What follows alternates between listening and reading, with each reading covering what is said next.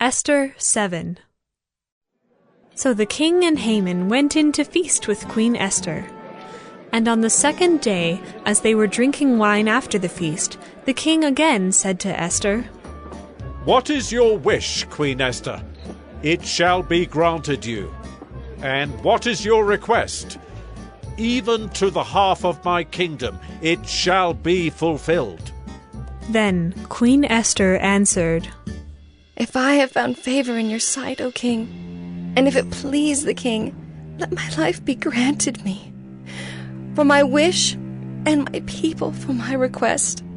For we have been sold, I and my people, to be destroyed, to be killed, and to be annihilated. If we had been sold merely as slaves, men and women, I would have been silent, for our affliction is not to be compared with the loss to the king." Then King Ahasuerus said to Queen Esther, "Who is he and where is he who has dared to do this?" And Esther said, "A foe and enemy, this wicked Haman." Then Haman was terrified before the king and the queen. And the king arose in his wrath from the wine drinking and went into the palace garden. But Haman stayed to beg for his life from Queen Esther, for he saw that harm was determined against him by the king. And the king returned from the palace garden to the place where they were drinking wine, as Haman was falling on the couch where Esther was. And the king said, "Will he even assault the queen in my presence, in my own house?" As the word left the mouth of the king, they covered Haman's face.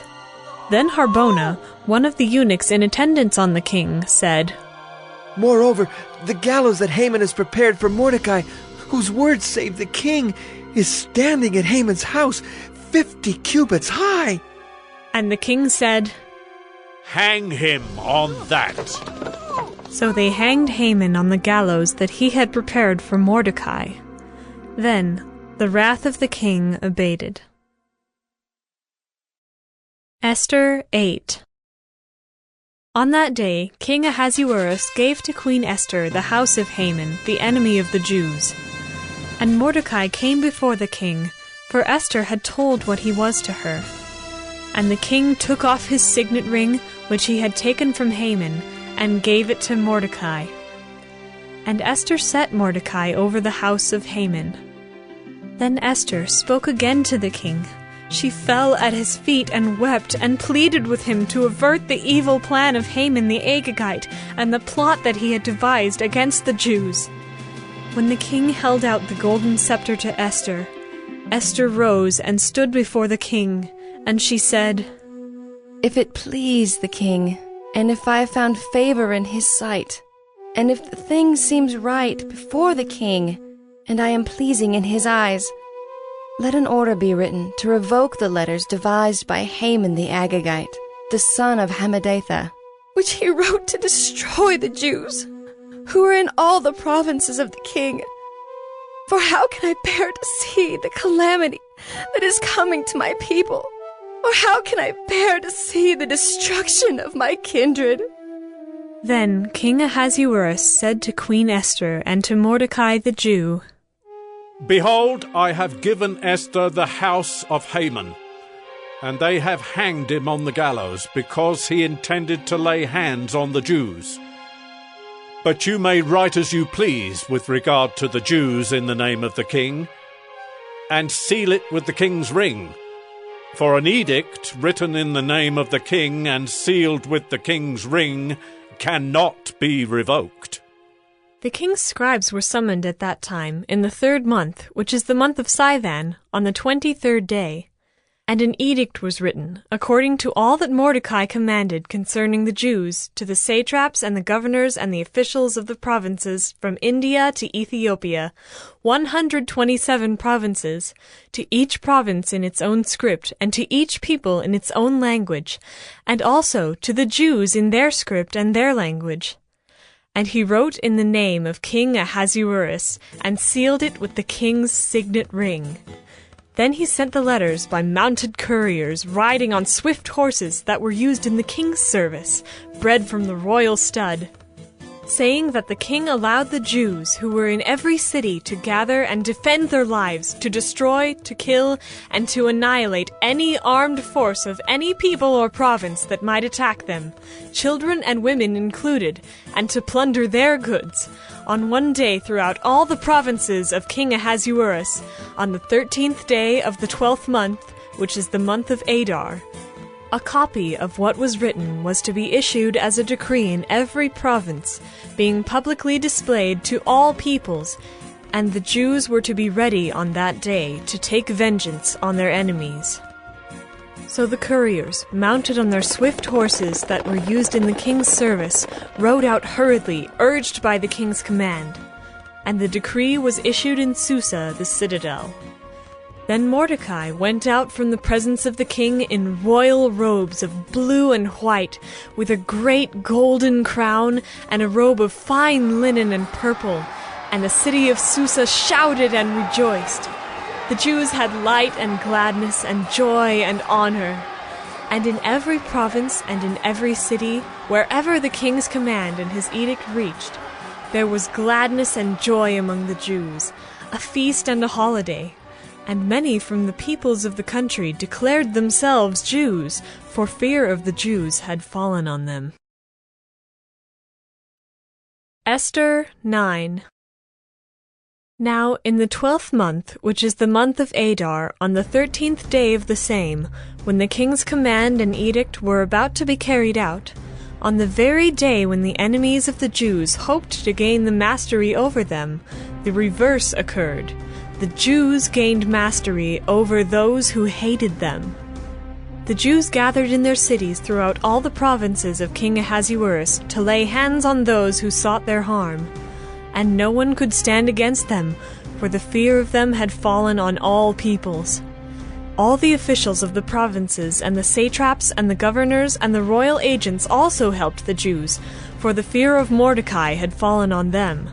For Mordecai was great in the king's house, and his fame spread throughout all the provinces, for the man Mordecai grew more and more powerful. The Jews struck all their enemies with the sword, killing and destroying them, and did as they pleased to those who hated them.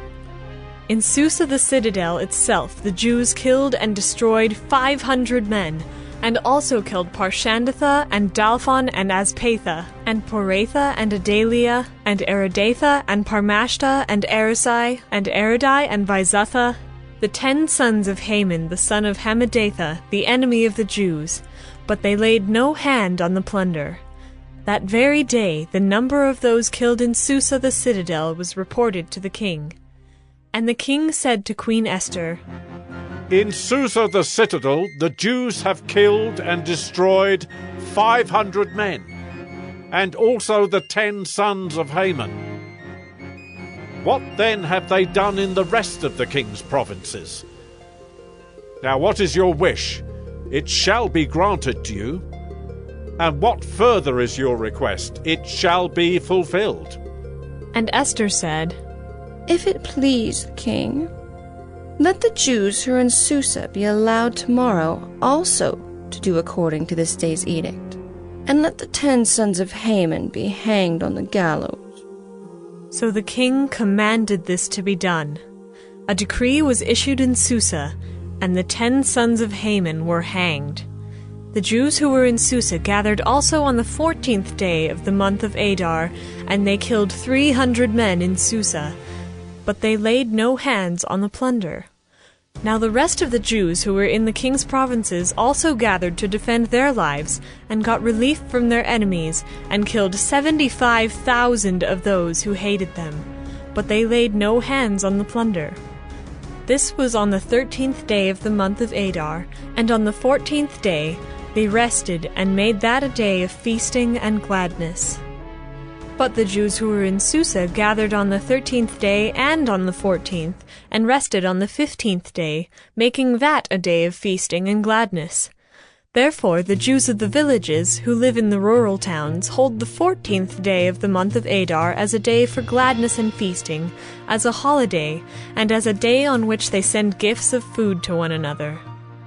And Mordecai recorded these things, and sent letters to all the Jews who were in all the provinces of King Ahasuerus, both near and far, obliging them to keep the 14th day of the month Adar, and also the 15th day of the same, year by year, as the days on which the Jews got relief from their enemies, and as the month that had been turned for them from sorrow into gladness, and from mourning into a holiday, that they should make them days of feasting and gladness, days for sending gifts of food to one another, and gifts to the poor.